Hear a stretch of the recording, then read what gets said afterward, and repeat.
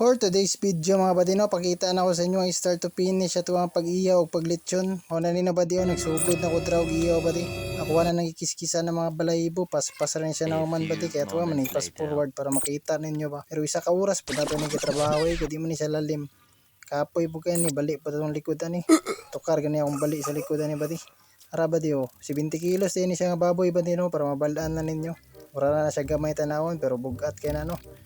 Tanawa ko na nagisugdan dra ba di og tuhog kay para tuwa na siyang kuan ba basta mo na to ara ba di ako na siyang gitahi dra ba di mo na siyang diskarte ba di dapat tugot jud kay na tong pagtahi kay delikado kay na og madisgrasya tong lechon ba mukalit lang siya ka overcook ay wala pa siya naluto ilaw pa nya maugmak na wala tablado tas customer kay ilaw ato ang lechon.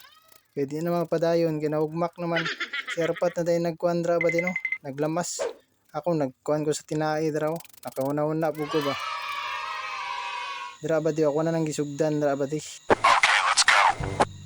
Siga sa kalayo. 10 minutes pa ni siya nakasalang ba din tapos kalit na kaguba ang atuang makina baka nasunog.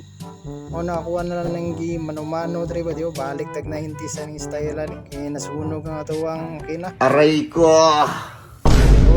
Easy ko dra pero init na kayo na ibutangan na ako nagapin dra ba di plywood parang init ba dili kayo mo adto sa tuwa ising-isi lang ta kuno sa video pero hasta nang inita pero okay ra kayo madara ra mag-smile kana ba di mo na finish product hasta nga misa piti kayo mo tang kuguan ba ug makaawan ni mo na Gago! kaya hastang lami agad ani